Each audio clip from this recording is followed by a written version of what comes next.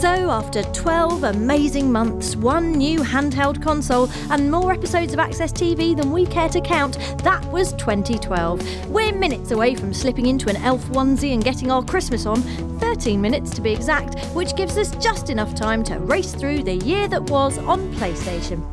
January was quiet, too quiet you might say if you were stuck in a low-rent survival horror. A low-rent survival horror like Amy, which alongside level-flipping Drip-em-up Puddle was the only game to be released for the whole month.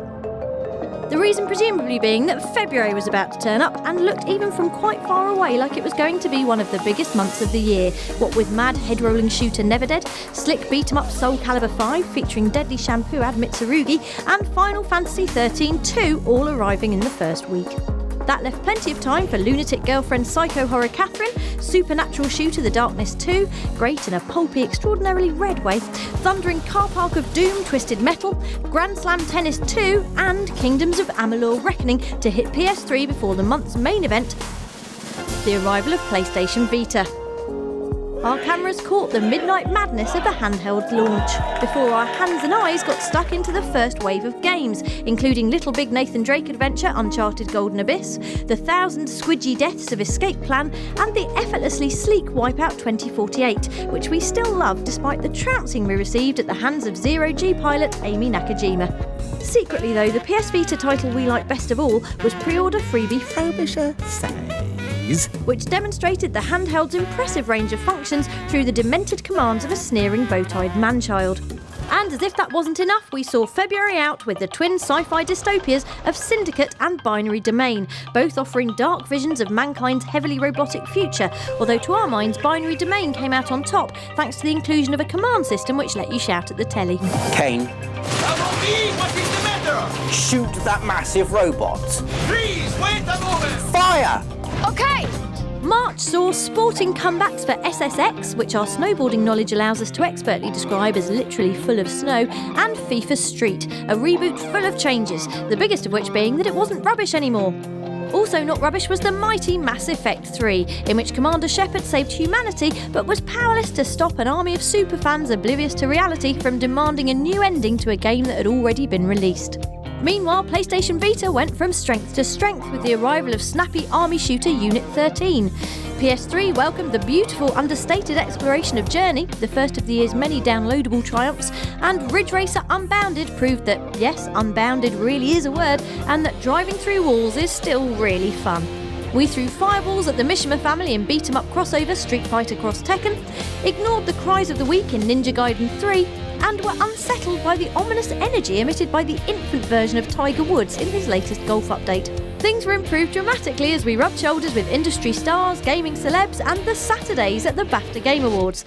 And just in case things got too glamorous, a wave of horror arrived in the form of Yakuza Dead Souls, Resident Evil Operation Raccoon City, and Silent Hill Downpour, featuring this moving moment of stabbing a naked fat guy in the showers.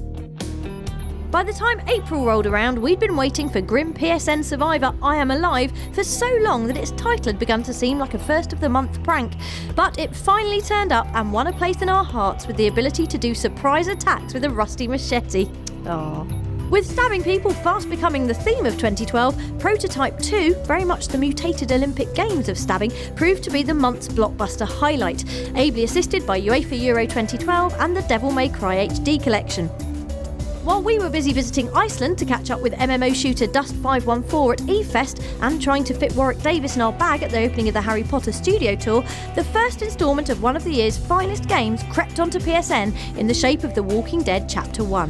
But what we'll always remember April for is the amazing effort of Superdad Julian Hill, who belted his way through a world record 24-hour SingStar marathon in aid of Great Ormond Street Children's Hospital to say thank you for taking care of his daughter Amelia. As spring turned majestically into summer, May was spent shooting men in the balls in slow motion, thanks to the sack-popping X-ray vision of Sniper Elite V2 and the self-destructive return of the saddest cop in the world in Max Payne 3. More wholesome fun was to be had in PlayStation Move's wand-waving adventure Sorcery, and a deeper world of magic was offered in sleeper RPG hit Dragon's Dogma. We went driving in honour of Dirt Showdown before Starhawk and Tom Clancy's Ghost Recon Future Soldier gave us a glimpse of what war would look like years from now. Basically invisible with lots of flying. While exclusive Doctor Who adventure The Eternity Clock didn't just go forwards in time but also backwards and for short periods also sideways. June was another big month for PS Vita, with the arrival of the handheld's first ever first-person shooter in the form of Resistance Burning Skies, a fine extension of the relentlessly bleak Alien Invasion series with a strong line in touchscreen axing.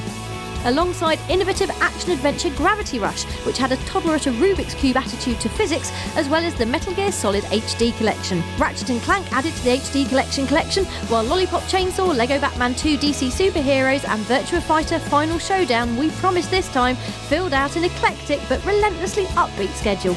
A schedule spoiled only by the introspective, moral-plucking sandiness of Spec Ops: The Line. The local airborne insurgency has infiltrated the U.S. zone designated as my pants.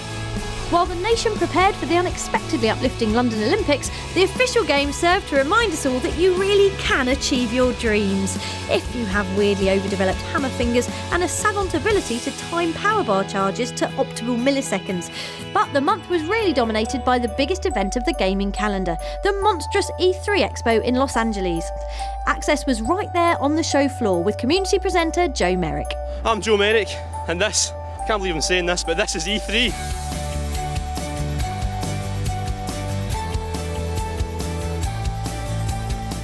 The show had many themes, bows and arrows, lens flare, flash business cards, but nothing lit the place up like twin PlayStation exclusives The Last of Us, given a thumping meme-launching on-stage demo, and Heavy Rain follow-up Beyond Two Souls, which was announced at the PlayStation conference to whoops, cheers and astonished cries at the appearance of Ellen Page, and that was just us. After all that excitement, it was probably a good thing in a way we didn't realise while we were really bored at the time that July featured just 2 significant releases, both involving a good deal of physics jiggery-pokery, gravity-flipping shooter Inversion and the new game from Portal creator Kim Swift, Quantum Conundrum, which looked unsurprisingly like Portal but a bit different. The highlight of the month was our meet with UFC hardman George St. Pierre, who took us for our very own training session and kindly didn't dislocate any of our important parts. The Georgie Gym session wasn't just a social call. GSP was involved in the combat design for open-world crime hit Sleeping Dogs, which arrived in August amid the standard claims of GTA cloning, none of which we could hear because we were too busy shredding faces on air vents, dancing on the freeway and staging impromptu sieges at doctors' surgeries. Also taking up our time was mythical hack-slash sequel Darksiders 2, which proved that death really wasn't such a bad chap after all, and Transformers Fall of Cybertron, which rather less surprisingly proved that we'd still like Optimus Prime to be our dad. Tales of Grace's F flew the flag for Japanese RPGs, and it was also a month of travels. The announcement of Star Wars 1313 led to a behind-the-scenes trip to Lucasfilm, and we rocked back to LA for SummerSlam with awesome community presenter Chris Fox. But the big event was Gamescom, which saw Access TV providing daily reports from the show floor with man of many voices Mark Humes. Welcome to Gamescom. Colonel, I've infiltrated Gamescom. Ha! I was joking. I've got my Gamescom pass right here. Before riding home in the name of industry charity Games Aid from Germany. Things got serious in September as the pre-Christmas crush began in earnest. FIFA 13 and PES 2013 paraded the world's best footballers on their covers as part of their annual hype-off. The surprise winner being Tokyo Jungle, the extreme Darwinism sim featuring packs of ruthless Pomeranians in post-apocalyptic Tokyo that we played instead. We also got furious with the end boss of Tekken Tag Tournament 2, didn't really understand anything that happened in Dead or Alive 5, fell in love with the ever-improving F1 2012, and built a warm place where nobody can hurt us in the newly portable Little Big Planet PlayStation Vita.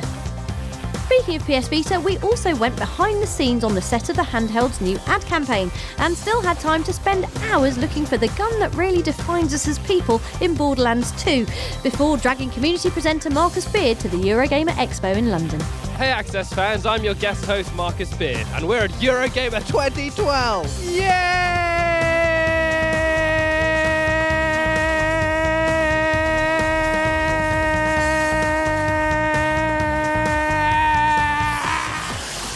If February was huge, October was huger, packed with the year's mightiest AAA releases. Sneaky new sci-fi adventure Dishonored tore the place up with a mix of magic, stealth and turning into fish, which made total sense even though a big part of the game was listening to a heart tell you what to do. Assassin's Creed 3 met the challenge by climbing up a tree and jumping off again, while Medal of Honor Warfighter took a stand for descriptive game titles and shooting foreigners on sight. Need for Speed Most Wanted finally made all our Burnout Paradise pangs disappear. Resident Evil 6 made us hunger for human flesh, while 007 Legends was notable for this scream. Doom 3 BFG Edition was more fun if you forgot Doom 3 and played the mega old first two games instead, and paint-chucking downloadable The Unfinished Swan proved to be a thoughtful and touching way to waste loads of perfectly good black gloss. XCOM Enemy Unknown proved an unexpectedly emotional resurrection of an old classic, while PS Vita was well served with Assassin's Creed 3 Liberation and a perfect port of Most Wanted. The month finished off in style with the 30th Annual Golden Joystick Awards, where Stephen Fry turned up as a robot, and more importantly, PlayStation Vita's Uncharted Golden Abyss won Best Handheld Game of the Year. That's right, Drake, it's gold! Always believing this never gets old doing that. November continued the blockbuster onslaught with the biggest of them all, Call of Duty Black Ops 2, while COD also hit the PS Vita for the first time with Black Ops Declassified. Hitman Absolution saw the long-awaited return of Agent 47, which we celebrated with the saddest birthday party of all time, and open-world shooter Far Cry 3, which ranked high on the awesome meter thanks to air gliding, pirate shooting and hunting, but mostly because crocodiles! Epic Mickey 2, The Power of Two, conjured a world of forgotten tunes, Wonderbook Book of Spells conjured a world of interactive Hogwarts magic, and Sonic and All-Stars Racing Transformed battled it out with Little Big Planet Karting and F1 Race Stars for Best Arcade Kart Racer on PS3. WWE 13 brought us, and more specifically Kim, together with wrestler champ CM Punk. Ratchet & Clank returned with a tower defense twist in Q-Force, and just about everybody returned in frantic free-for-all PlayStation All-Stars Battle Royale, which saw a world of game heroes battering the heck out of each other for laughs, and also saw a special access live event in London to celebrate. Then suddenly everything went quiet again for December, when nothing stirred except a mouse, an HD remake of Munch's Odyssey for PS3, and the arrival of Stranger's Wrath on the PlayStation Vita. Oh, and you watched this video, for which we say a massive thank you. We hope your year has been as good as ours, and we'll see you for another one in a couple of weeks. Oh, and 55. That's the number of episodes of Access TV we made this year. That's earned a reindeer's body weight of biscuits, I think. That's all for Access this week. Hit the giant red button to subscribe to all our regular episodes and extra features. And if you enjoyed this week's show, don't forget to comment and like us. Like us!